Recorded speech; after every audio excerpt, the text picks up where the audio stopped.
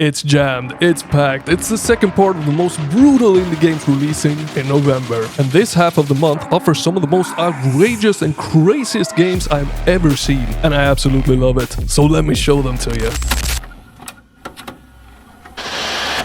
Oh yeah, we're starting this list off with a horror game, and most of you know that I hate horror games. Not necessarily because they are bad games, but because I scare so freaking easily that it's absolutely ridiculous. I'm a real pussy, a real scaredy pants. I mean, I jump from my own freaking shadow. So this game fits right in, eh?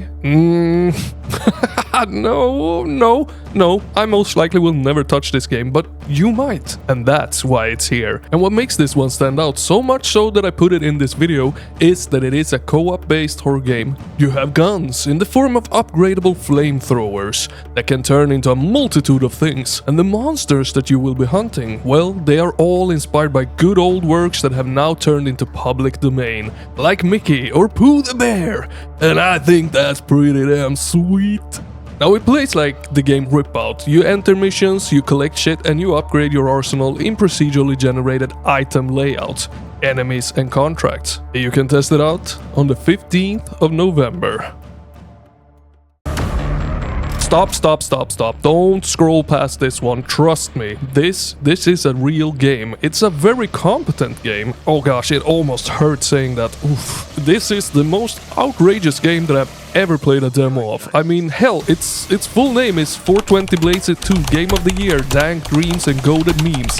Wow/11. Like and subscribe, Poggers Edition. Yeah, I'm not kidding here. It is actually the full name of the game, and it is the name that is presented on the Steam page. But all that apart, this game plays extremely well. It reminds me a lot of Trepang 2 in many ways. Oh god, it hurts comparing the two.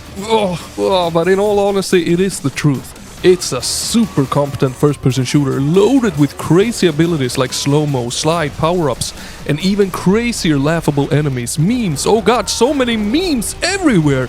And it actually brought forth some laughs as I was playing this in my lonesomeness. It's honestly so hard to tell you that this is a good game, because it definitely does not look like one. So you know what? On the 14th of November, on the day of its release, I'm going to put on a stream for you guys to show you that it's actually a good game hiding beneath all of this.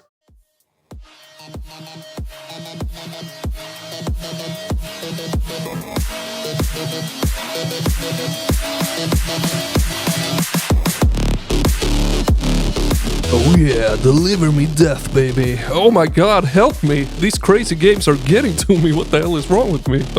Okay, yeah, Death Delivery sure did deliver me death though. I was granted some early access to this bad boy, and I have to say, it's a solid room-to-room shooter in the vein of Mullet Magic or Angerfoot. You kick a door open, and you kill whatever is in that room with the tools that you have available, ranging from melee weapons to firearms. And of course, the same thing goes for the enemies. They vary depending on the room that you enter. But boy, oh boy, is it hard at times. The enemies, they actually shoot in slow motion to give you an extra edge, but the biggest problem is that the enemy's footsteps are completely silent. So more often than not, a melee guy sneaks up behind you as you're focusing on someone else, and smack, you're dead in one freaking hit. But on a good note, the game's visuals, they're great. The punch on the firearms are super punchy, and overall I really did like it, especially the heart-pounding music that can be experienced on the 12th of November.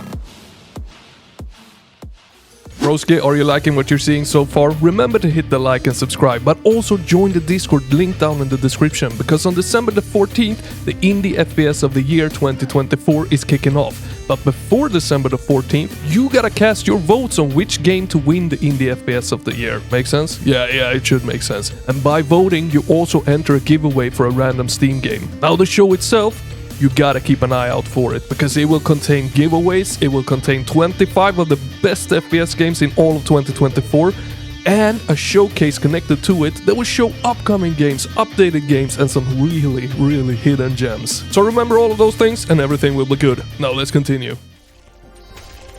Oh, this one goes fast as hell. Brutal Katana is not the most complex thing you will see, nor is it the most brutal game visually speaking, but it is a game that will melt your brain and test your reflexes in the most brutal of ways. Essentially what it is a speedrunning game with a scoreboard where your goal is to make it to the top in the 24 handcrafted levels. Of course I won't stand a freaking chance, but to all my speedrunning freaks out there, this is one you want to keep an eye out for, dropping on the 14th of November.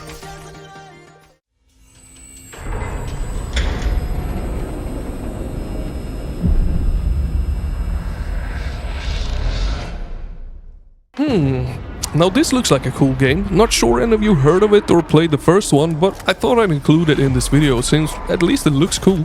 Haha, gotcha. I'm kidding, of course. Everyone knows about Stalker 2, and with all right, because the game looks bloody amazing. So for those of you who don't know, let me give you a quick rundown on Stalker 2. The Stalker games, they're open world non-linear story games that puts an emphasis on survival in the sense of food and sleep, but also radiation, ammunition and gear. The foes, they are super unforgiving and extremely hard, requiring you to have the right tools for the right job and the right tactics for the approach. And Stalker 2, well, it continues this, but it evolves it in every single aspect, with insane looking graphics, hundreds of weapon combinations, a life simulating system that makes the world feel alive, more alive than it has ever felt before, and of course the survival aspects, they are all still here. Oh god, I hate to keep my hunger and sleep in check in video games. I mean, it's hard enough in real life. But if there is one game that can make me suffer through it, it has to be the Stalker series.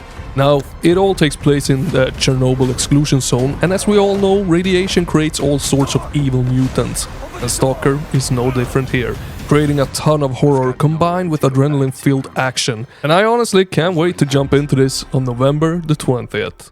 Now I love the look of this one. I've had my eyes on it for some time now, and yet I haven't played the demo that is available. It's a dungeon crawler that tries to carry the spirit of the 1980s DRPGs, but with of course a fresh twist.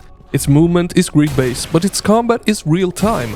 And something about that combination scares the living crap out of me, but at the same time I think it's cool as a donut on a Friday morning with coffee. Pretty damn cool, in other words. But there is more to it that really appeals to me, and that is its graphics and art style. The graphics, they look good, they look modern and nice for some great immersion, and the art style, it just screams of old school dungeon crawler to me. Everything from the medieval dungeon environments to the enemies and weapons. But the question is it going to be Souls-like levels of hard? Are the puzzles going to make me lose my hair out of frustration? Wait a minute. Point is, I don't know, and I really should play the demo before saying these things, but they scare me. The old-timer games used to bring forth these feelings in me, and I'm afraid that this one will do it as well. Sometime in November, because they won't give us an exact date for some reason.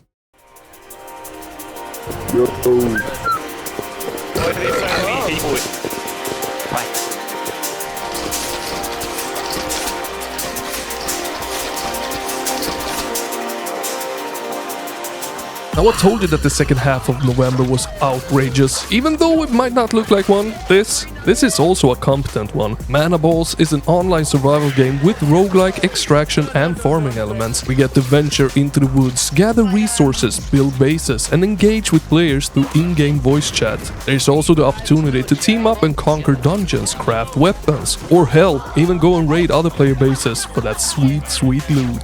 It's overall a good time, especially when playing with friends, even though it is completely doable solo. And I also have a few codes to give away for the game, so hop on in the Discord and leave a like on this video. And while you're in the Discord, keep an eye out for some Manaball giveaways, playable on the 28th of November.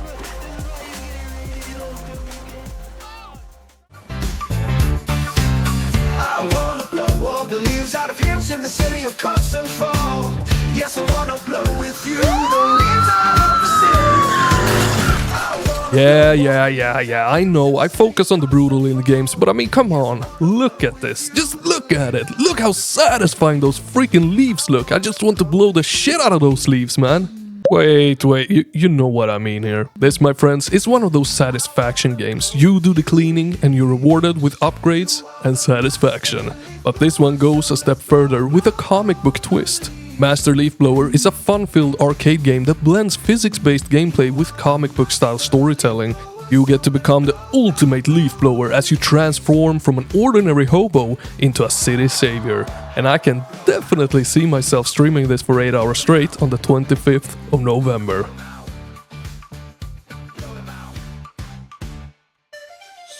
drop your weapon, put your hands on your head, and get down on the ground.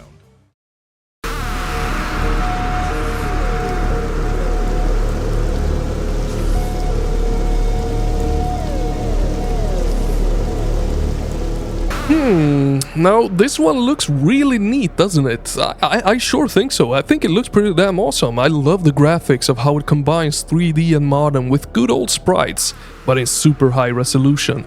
And the gameplay, well, it looks fun, like crazy fun. Cool enemies, cool weapons, and beyond fantasy with medieval knights in the middle of the city and hell spawns inside of toilets and everywhere else. But there are some red flags here. So first of all, the game does not support English. It's Spanish, I believe, only. And it's called Hellgate Senigallia Remake. But I can't find any traces of the original game. What is it remaking? I don't know. Please help me out in the comments if there is original game or not, because I have no idea. And lastly, there is some AI involved in this, and here is what the developer has to say about that. Being a solo developer, I used Bing's artificial intelligence to create character sprites assembled from various images generated from my idea and animated by me. And to generate voices for the characters for whom I didn't have voice acting, I asked for help with scripts from ChatGPT, but it ended up with me constantly correcting it. Now at least the developer is being upfront about it, but it still counts as a red flag in my book. What you do with this information is completely up to you, I'm not judging. At least now you know that the game exists and it's coming out on the November 29th.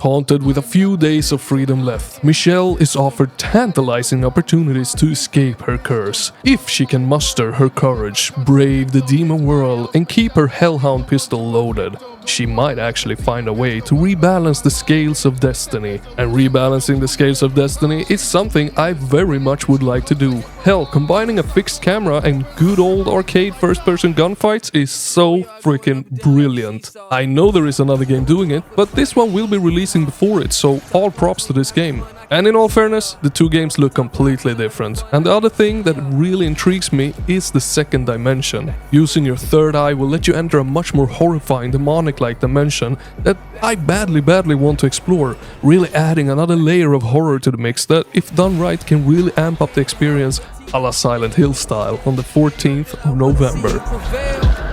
But I can't help but teeter the scale. Can't help the feeling that maybe I fail. Can't help the feeling that maybe. Thank you a million times for watching all the way to the end, broski. Let me know down in the comments which is your favorite game. And remember, if you like what you saw, hit the like and subscribe. And join the Discord link down in the description. It's amazing. And do remember, Papa Slim loves ya. Over and out.